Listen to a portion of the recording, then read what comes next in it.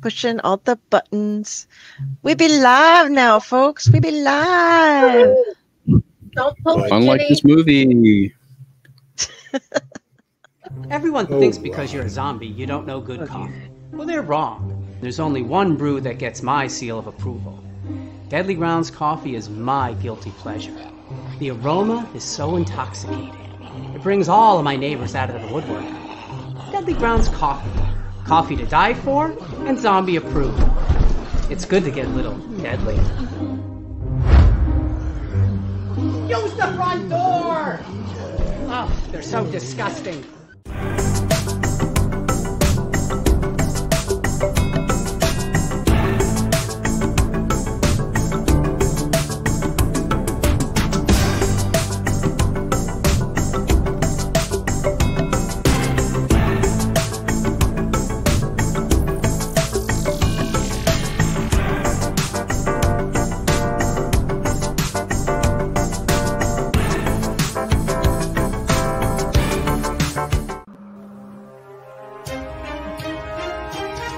The Dorkening and all affiliated shows are not intended for anyone under the age of 18. The following may contain discussions or scenes that have adult situations, graphic violence, nudity, strong sexual content, and graphic language. This show is intended for mature audiences only. Viewer discretion is advised.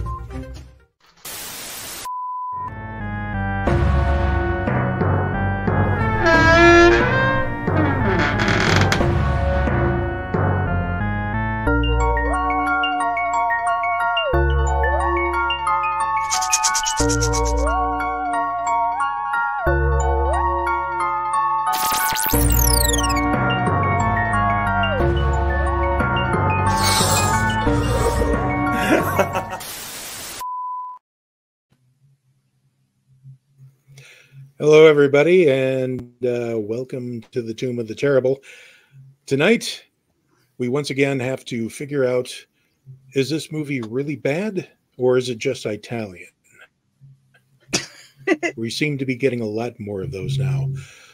So, to help me suss this out, we have Delphine over here. And then Hello. Friday in Chaos down there in the corner. Hey. And also Ron right underneath me. So. And yay, Stefan made it. Yay. Yay. Yay. Tonight's movie is titled Madhouse from 1981, also known as There Was a Little Girl, also known as And When She Was Bad, and unfortunately not also known as There's Something About Mary. Now, taking from the VHX box blurb, am I lagging? Am I lagging a bit? I think a lot of us are, actually. Might be. Okay. So, taken from the back of the one of the VHS releases, Julia sits paralyzed with fear, the vicious dog snarling at her, its razor-sharp teeth gleaming, ready to attack, waiting to kill. The dog's master, her insane sister, stands by laughing, enjoying the terror she inflicts. Julia's nightmare has begun. They were identical. They were identical twins, both stunningly beautiful, but Mary, now grotesquely deformed, holds Julia responsible. She's going to make her sister suffer just as she had suffered. Down in the basement of her home, the bloodbath begins. One by one, Julia's closest friends fall victim to Mary's insane vengeance.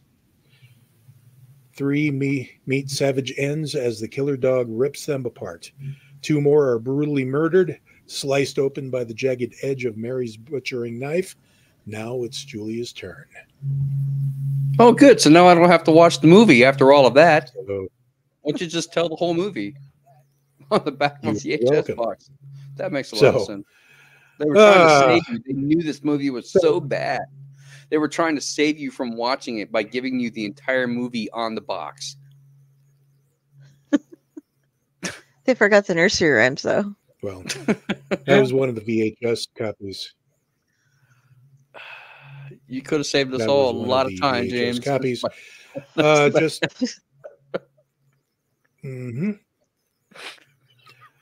Okay, just some background information. This movie was released theatrically underneath the title There Was a Little Girl in Italy.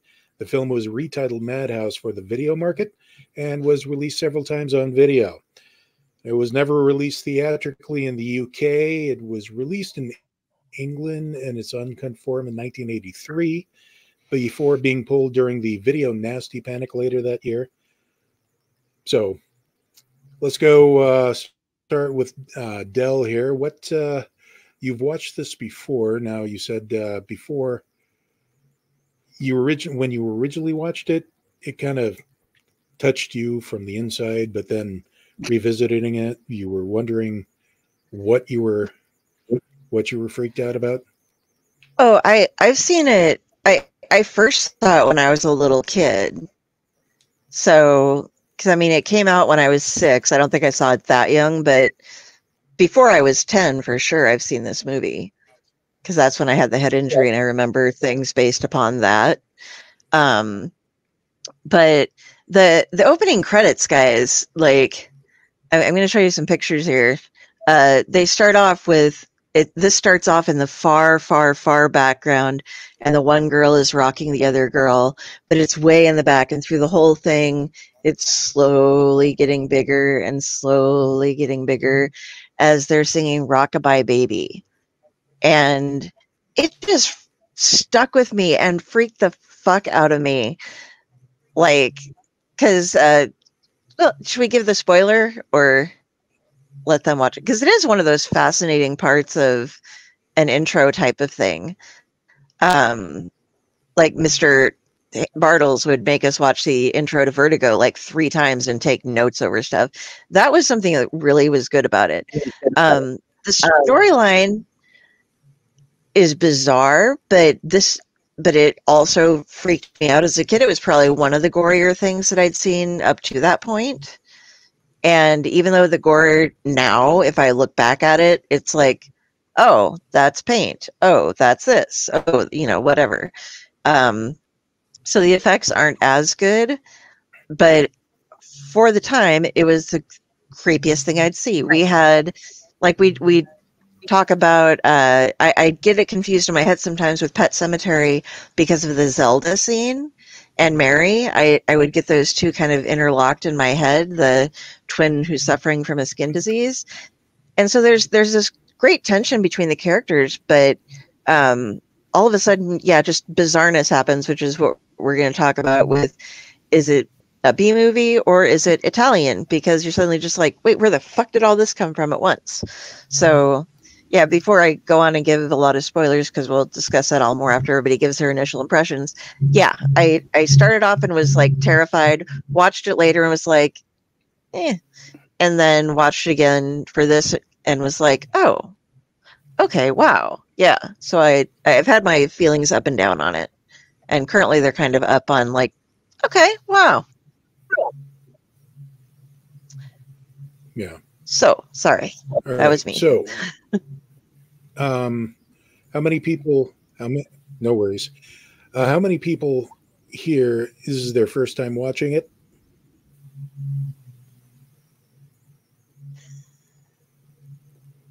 Okay, so Del was the only one who has seen it before.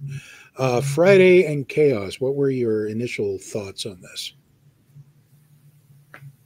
It looked like one of the movies I'd been watching with my mother-in-law, one of those thriller-type horror movies that it feels like I had watched it with my parents when I was younger type of thing, but I don't remember it at all. That was my initial thoughts of the movie. I don't remember.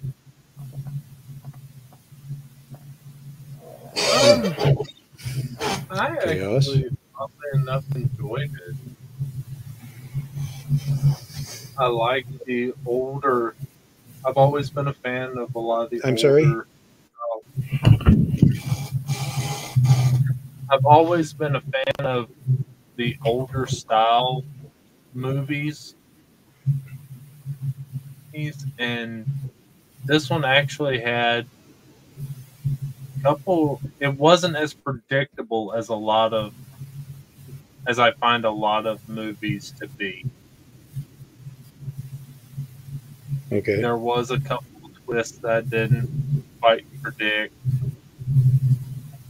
That was good. I liked it. So, okay. So, Ron, we come to you now. This was a movie that I felt so meh about that I couldn't even come up with a good rant for it.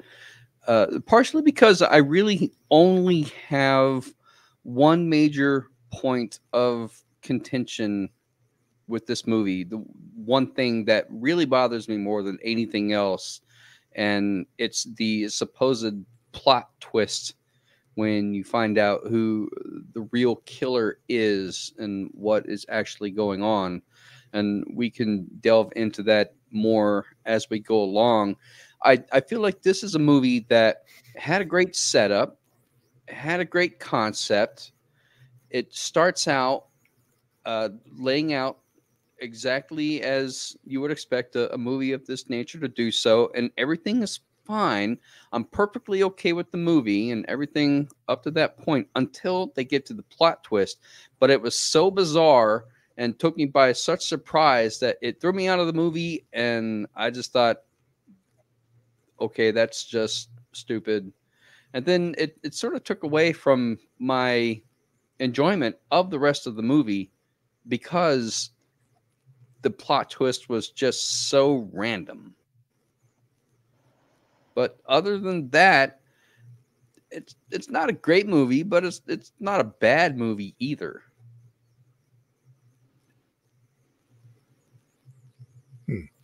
Interesting. Well, my excuse me there. My initial thoughts on this is this falls squarely underneath. This is definitely an Italian film made to look like it was made in America. And unlike you, Ron, I would have to say that the bizarre, unexplained plot twist itself actually lends to the overall feel that of just insanity that's happening around her. Because the thing about these Italian movies, they go more for style over substance.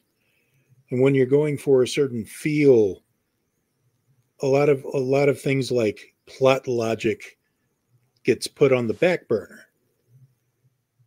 And also, let's face it, that the Father James, the uncle character, was just delightfully insane when he finally comes up to it. So I just saw a derp on the screen. I hope that makes things better. So let's see. I do have some notes that I took. So the stuff that I liked, and we can chime in whenever we want. Just let me get through the notes here. The stuff that I liked, the true star of the movie, Jerry Fujikawa. He played Mr. Kimura in this movie. He was also in Chinatown, but the most influential role that I remember him in is as second ERL expert in one of my favorite sci-fi movies ever made, The Cat from Outer Space. That was just amazing. I love that movie. And that basement party scene at the end certainly beats the one in Winter Beast. I'll just go ahead and say it. Yeah. And the fact that, Uncle James, if you will, Uncle Father James. Carrie, Del has Uncle Father James, like cousin Grandpa, but yeah, the bad guy is named Uncle James. So I don't know how to feel about that. On the one side, I'm like, wait, what? I'm the bad guy? And on the other hand, hey, I'm the bad guy. The fact that his shtick is he goes around singing nursery rhymes creepily and really, he's having a blast doing it. You have to just beautiful, just beautiful. So going back to Del here, what were your some of your favorite scenes there? Okay, well, after the intro, I'm going to do a quick picture thing so that people can kind of get a bit of an idea about what we're talking about. We meet Julia, who is the main protagonist of the story. She is a teacher at a school for hearing impaired children, and teaching them how to talk and stuff. And she is also between each like kind of setup of scenes, there is a countdown. This is the date, and this is how many days until Julia's birthday. And at first, you don't know why. You figure it out because her uncle, Father James, shows up to let her know that she needs to visit her sister in the hospital. And this is the first scene that we get of her visiting her sister, who has undergone some sort of infection that has caused her with terrible, debilitating skin condition, as well as some bodily movement things or whatever. And then we get to see this is what Mary's looking like as she screams at her and torments her on her way out, because Mary's not a nice child. Julia, we see her cry a lot because nobody believes her that when she was a little girl, Mary used to torture her on their joint birthdays. We do find out that Uncle Father James had raised the two girls. Their father was never in the picture. In a really weird throwaway comment, you learn that one that makes you kind of, well, aren't you nice? Since your mother died, you never really did know your father. He was never around or whatever. It's like, judgment? You're a father, aren't you? But he likes to say everything that she ever said that Mary ever did to her, she was being a naughty girl. She was making it up. He includes a lot of examples of like, oh, when you would have those nightmares and you would have like, because she elaborates how she's been like the girl, her sister would have a dog bite her and would stab her with pins and do things like that. And he was like, it was amazing. You'd wake up from these dreams talking about stuff, and you'd even have manifested red marks on yourself to make it look like it really happened. But totally doesn't believe her. But Mary escapes from the hospital after telling her that since their birthday's coming up,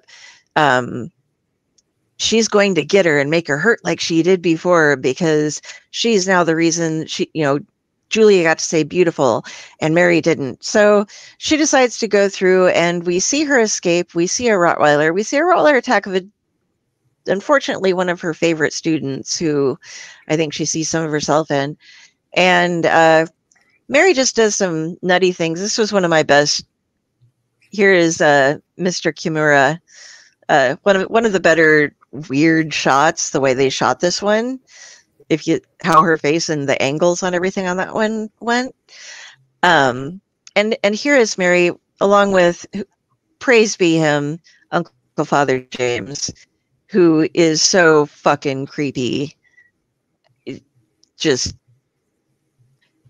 nails it. And he's like scolding her when she talks to her doctor. He's always like, oh, you always made up all these horrible things about Mary. When she's in church, he's giving a sermon on like, you need to honor your siblings, especially things like, oh, a sister. Can you imagine how God would hate someone who doesn't take care of their sisters or children or fathers, but a sister? And she has a boyfriend who's a therapist, and he tries to downplay everything to him, who finally is somebody who might believe that something has happened. But I just, that's what the whole like beginning of it to me was Uncle Father, whatever it is, just trying to destroy her emotionally before her sister gets a chance to jump in physically, because they let her know that she's escaped, and it's like, oh, no big deal. We'll be fine. One other nifty thing that I wanted to mention about this is that this movie was filmed in the Kehoe House in Savannah, Georgia, which you can go to. It's an actual haunted house, and now it is a hotel, and you can stay there if you would like for between about $220 to $400 a night, depending on the room and the night. But yeah, so no, I thought that the build up to it was, like I said, he was destroying her emotionally, and it feels like maybe that was something that had been going on since she was a kid, since he made references, which is why she is no doubt insecure constantly, because she never had any foundation for someone who believed in her ever since she was a child. That's what I got now that I've seen it multiple times. Right. Okay. So, Friday, do you have what were some of your favorite points on this? Okay, I just loved all the scenes when you see Uncle Father James just totally decide, you know what? You get to see all of my crazy at once. Every single bit of it is yours now. And she says, that's heavy enough to be a body. He's like, yes. And yeah, after that, the movie just gets more fun. And one thing I want to add on to Carrie's comment earlier about the Deep South, I just wanted to say, no, you can be at any part of the South and have a double first cousin. Just so we can clarify that. Ding, ding, ding, ding, ding, ding, ding. But it also made me wonder about what exactly was the whole relationship between the other twin and Father Uncle James. If it was just, let's do the crazy killing thing together, or what type of other crazy things they had planned. And the birthday scene at the end, I think, was my absolute favorite.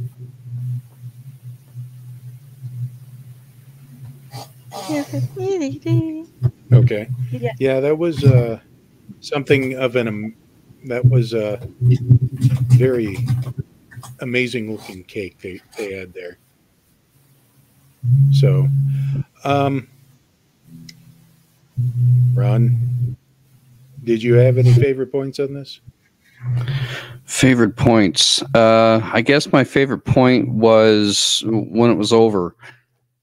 Let me think. I think the beginning is okay because I like the way that it's filmed. There were a few things that I found very interesting about some of the kill scenes in and of themselves. One is that not all of the kills were attributed to Mary.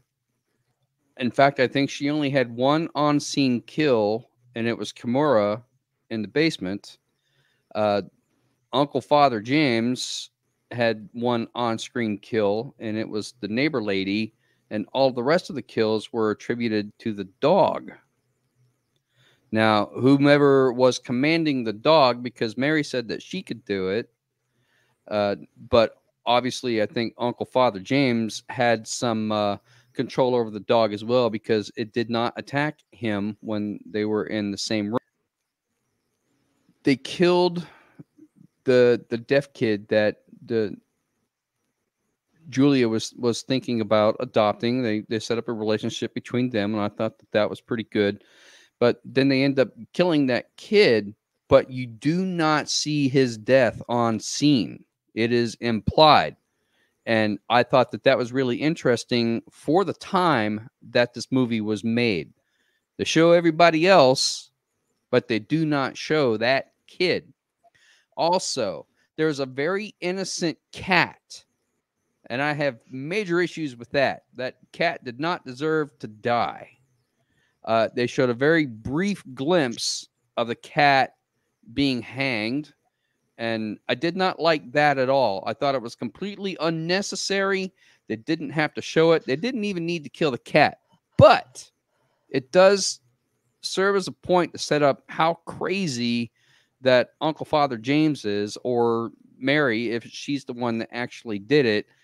I don't think it was necessary to kill the cat, but if you're trying to serve a purpose of showing how crazy this person is, then I get it. But I'm a cat person, and I didn't like it. I almost stopped watching the movie right there when I saw that they killed the cat, because I don't like that kind of thing. And by the same token, I mean, I don't like abuse toward animals in general. And they did end up killing the dog, which in a very interesting way, Black and Decker. And I mean, I didn't like it either, but the dog was crazy and under command. So I get the point that it had to die. So it was the one that committed a lot of the kills. So I get it, but the cat was completely innocent. It didn't do anything. And then when it turns out that Uncle Father James is true, like the major killer, and that's the plot twist, then I had an issue. Like, okay, that was completely random. It was out of the blue. I don't understand it. Why didn't they set this up from the beginning? Because it doesn't show any implication that he's a crazy person and setting it up.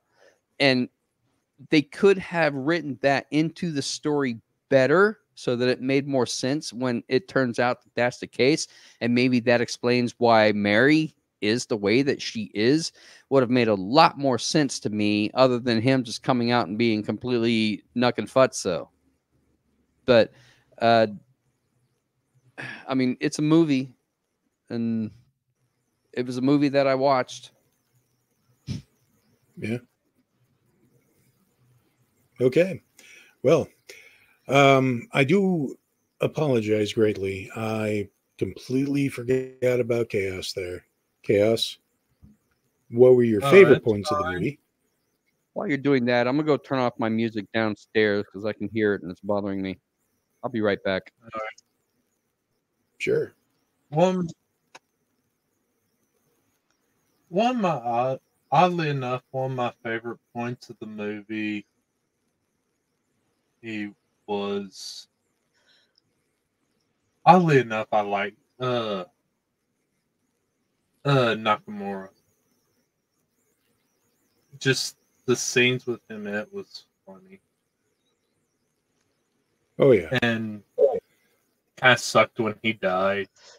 Made me sad a little bit. I kind of hoped he got away. But as I said earlier, the plot twists of the movie were good and all. The only critique I ever had about it was probably a point I really didn't understand that well. And that was with that beginning scene of the movie, it looked like they were trying to set up for some other twist down the line. But then right as the movie starts, they kind of explain that away. Yeah. It just kind of threw me off. The fact the intro scene kind of makes it look more like they're going to lean towards the twist that the main character turns out to be the evil twin. But then they explain the messed up face of the sister as skin condition from a disease. And threw that thought process out the window. Yeah. So, personally, just some thoughts on some of the plot points myself. I am a firm believer that sometimes madness and insanity, there is no explanation for it. So whenever I come across a story or a novel or a movie like this, where there's not a satisfactory explanation as to the why and the hows of the character motivation, I'm fine with it. I just go with it and seem to think, okay, he's just like that for whatever reason. I will say, however, there were some issues that I did have with bits and pieces. First of all, as to not seeing the child get killed on screen, that I think, I mean, you saw the two animals get killed on screen. If we saw the kid get killed on screen, that may have garnished an X rating. Because, again, this was 1981. Like, a lot of PG movies were getting away with a lot of things. Take, for instance, Poltergeist back in the day.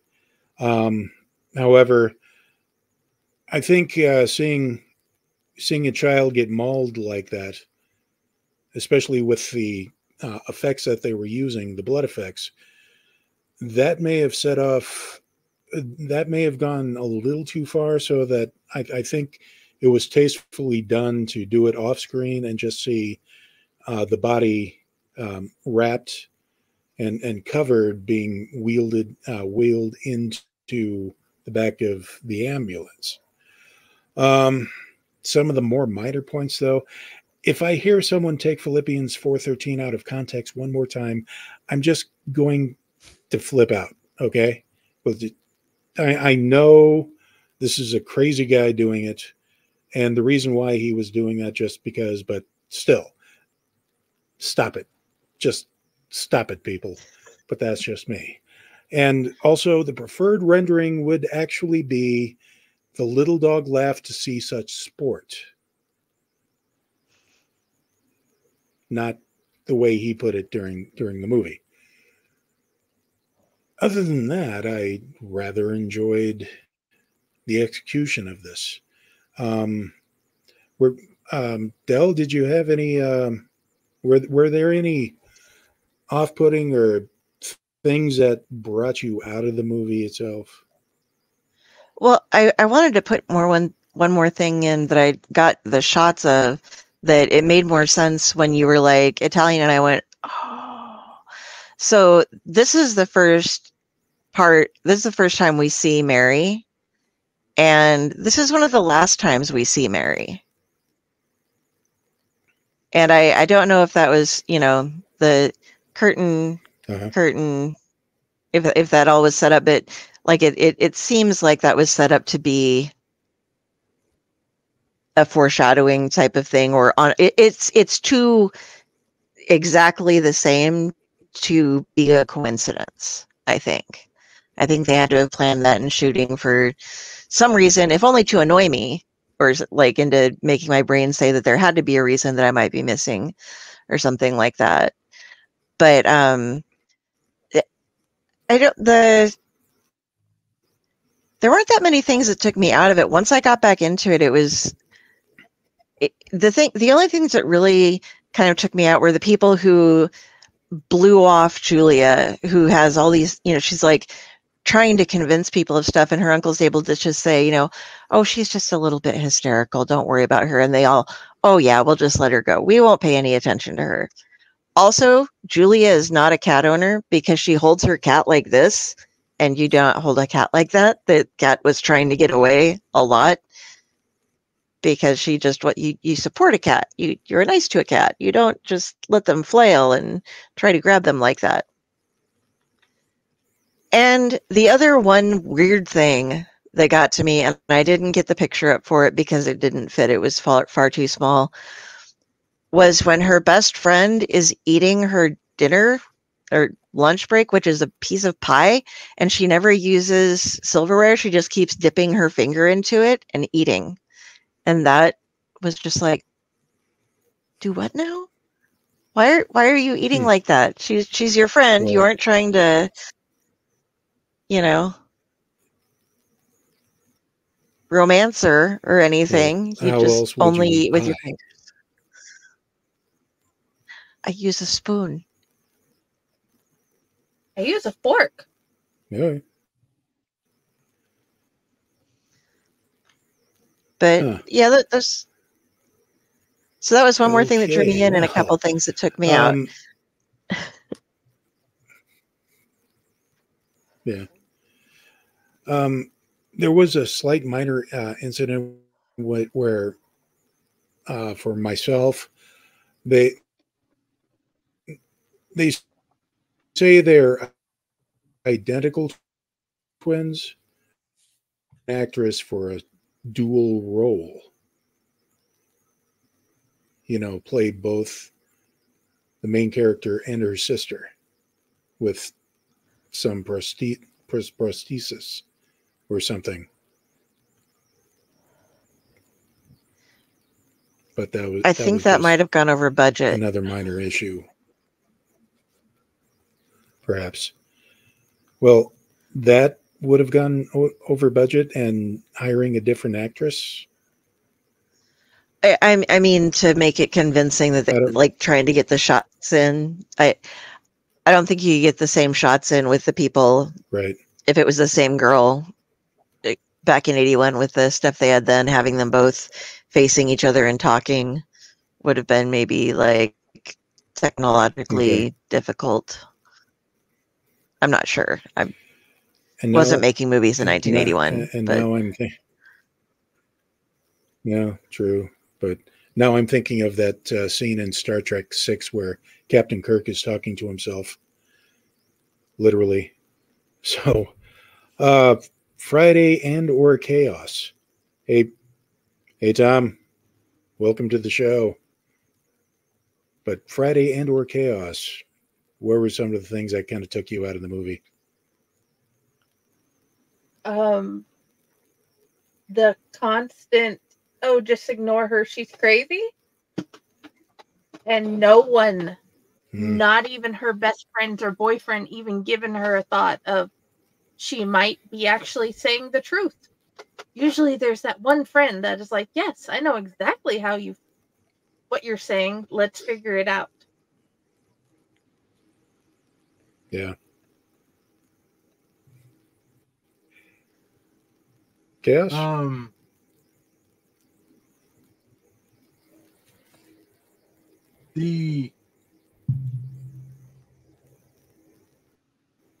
don't know if I really had anything that really took me out of it, except for the fact that I thought it was kind of funny during some of the kill scenes, and when they showed the dead bodies, it's almost like everybody's made of paper mache. The bodies were just made of paper mache and shit. Filled with candy. Yeah. Every corpse became a piñata. But of course, that was their budget. So, yeah. Ron, do you have anything to add? I know you already gave the most of what perturbed you about the movie itself. Did you have anything else you wanted to stick on top of that? Why, yes, I do. Like I said before, that I was perfectly fine with the first half of the movie until the big plot twist where you find out that Uncle Father James is the actual killer, and that he and Mary are in cahoots. Up until that point, I felt like the movie kept you kind of guessing as to what was really going on, because there are some scenes where the killer's not even shown at all. When the dog is doing the killing, it doesn't show who's actually commanding the dog at that point. So I was thinking that if they had really wanted to, they could have written it so that it turns out Julia and Mary are the same person, and Julia is having schizophrenic episodes.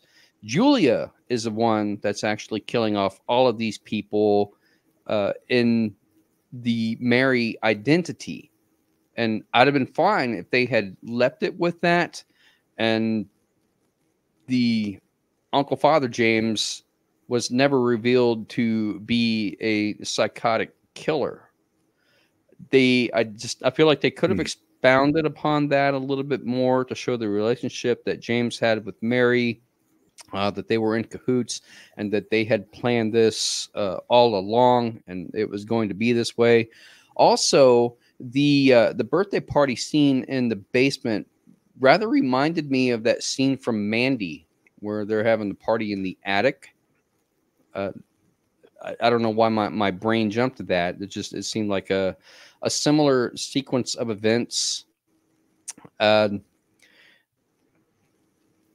think that this movie could possibly be remade much better than it actually is.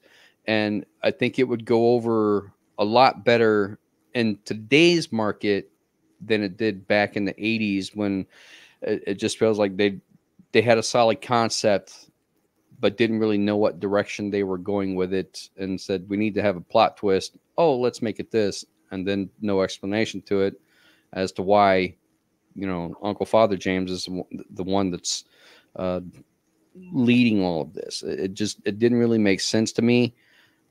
So other than that, it's not a bad movie. There's a little bit of Psycho vibes to it, Norman Bates and all of that. But I just think that it could have been planned out and written a lot better to be more cohesive and not as inconsistent. Okay, fair enough. Del, you did you want to talk about the soundtrack, various other things? Yeah, the one thing that there was kind of a nod to, at least Uncle Father James being involved, was it's his car that you see that when she escapes from the mental hospital, and when the dog is first let out and stuff, it's all his car that's there. But it wasn't something I think that was super, super noticeable, because he had kind of a generic car, but that was there.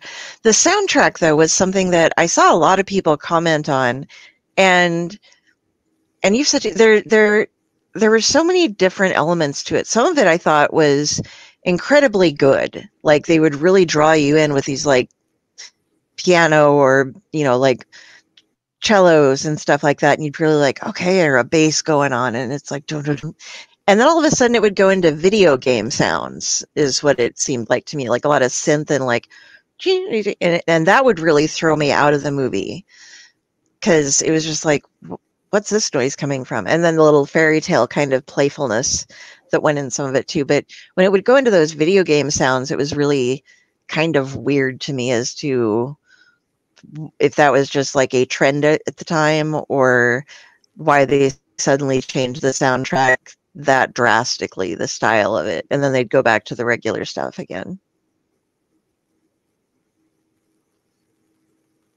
Oh, so, yeah, that is a good question. But all in all, though, we're going to go ahead and see about giving this thing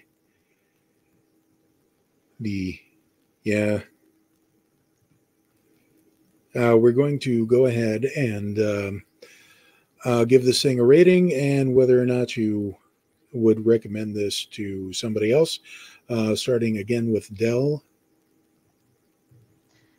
I changed my mind about it. I'm going up to 3.5 stars out of 5. Or we do out of 10, don't we? So 7 out of 10. I'll give it. Out of 10. And yes, for my... Okay. Yeah, 7 out of 10. And for my friends that are into horror, that it's kind of a little different, I would recommend this to people now that I've watched it again. Okay. Friday? I also give it a 7, and I've already sent the link to my mother-in-law.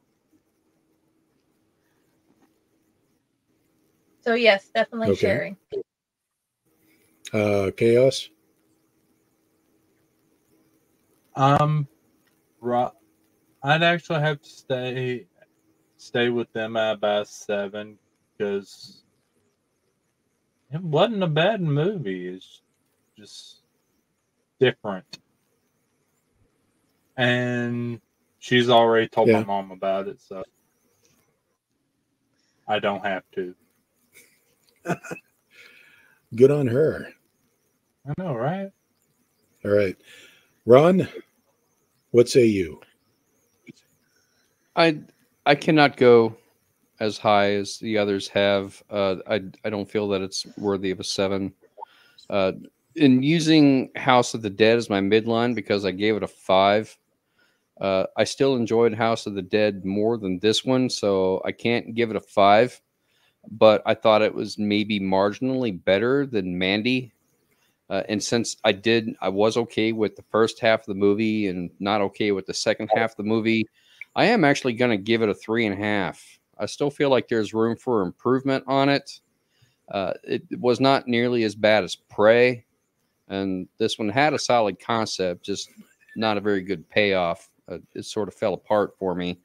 So, but since I was okay with the first half, I'll give it a solid 3.5. It still doesn't beat House of the Dead, but I cannot give it higher than a 5 because there's got to be better out there. It's fair. Okay. And right. I would not necessarily recommend this movie to other people. I would, however, watch it again for my own purposes, just to see if maybe on a second viewing I change my mind about certain things. Okay. All right. As for me, I'm going to give Madhouse. I'm going to have to go with 7 out of 10 myself. I did enjoy this on a certain cerebral level, and however, I wouldn't. I would recommend it to certain people, but for other types of people, I wouldn't really so much recommend it as I would surprise them by just playing it for them, just to see the look on their faces, because that's the way I roll. So, and normally at this point, I would have given the 5-star reviews that were on Amazon, and there were a few of them. However, tonight we're experiencing a bit of technical difficulties, which is unfortunate, but it is what it is. So we'll go ahead and do we think we can manage the wheel at least? Mm-hmm. Yep. So go ahead and do that. Getting rid of the last ones on this wheel before we start a new one. Friday, are you ready? Oh, yeah. Come on, Dracula. Okay. I'm good if you are. 3, 2, 1.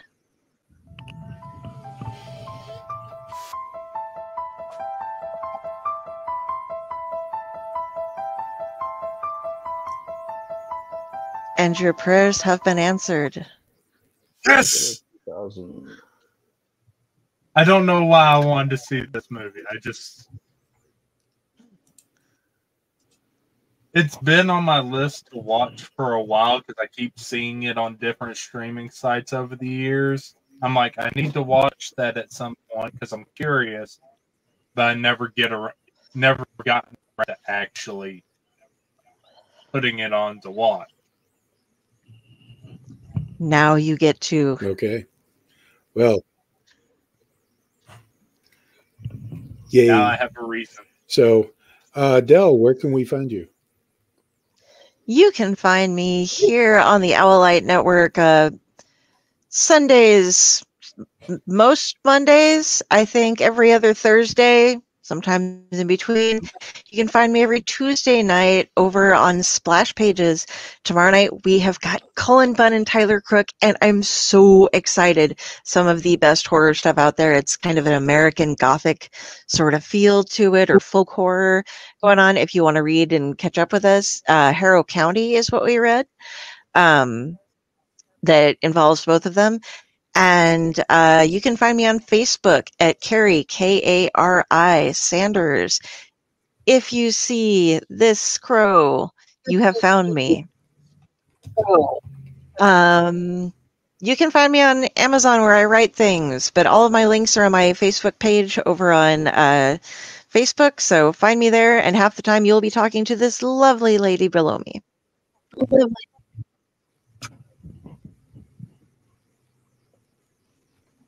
All right.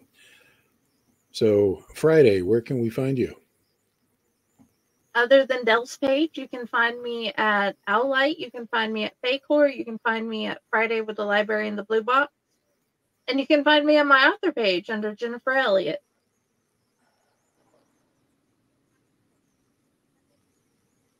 Okay. And Chaos, where can we find you? Find her. She's everywhere.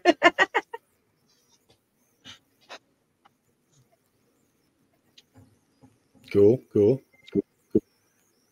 And oh yeah, I forgot. Ron, where can we find you? Go ahead, Friday. The Owlite Menagerie, our newest anthology, just came out. We are partnering with the Pro Literacy Foundation. All our proceeds for a year will go to them help other adults find the success they need and get and learn how to read. And that is one of our most favorite things ever to have worked with. And also, don't forget to join us here on Wednesday for Unprinted Pages with L.V. Wosor and Serena Musgraves.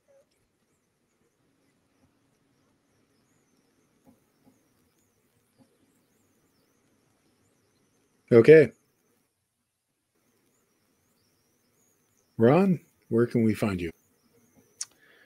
I am also here on the Owlite Network, usually Sundays and Monday nights, and sometimes on Fridays when I'm available for Chainer's Haunted Secrets. You can also find me on my author page on Facebook, Ronald W Gillespie Jr. -author. Go buy my book. And also buy the Owlite Menagerie anthology that just came out. I do have a short story in it, along with everybody else here, I believe, has a story in that book as well. Josh, we're going to have to bring you up to speed here, buddy. Yeah. And you can also find me on TikTok. I am a martial artist by trade. I make martial arts content for TikTok, and you can find me there under @WolfDojo. And anything outside of that, if you really, really, really need to get in touch with me, then just contact Friday over here, and she will get in touch with me for you because she's cool like that, and everybody loves Friday. And I love all of you guys, including the puppet squirrel. He's embarrassed. Okay. And I am your Uncle Father Necro.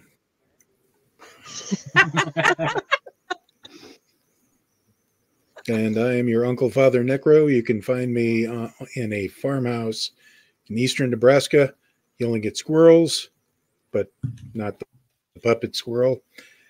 And when I'm not writing or podcasting, you can also find me on various blogs. And also part of the Owlite Network. And just like everybody else, you can contact her. This is Friday, and try to get a hold of me there. So until next time, seek help. Spay and neuter your friends. Read their stories.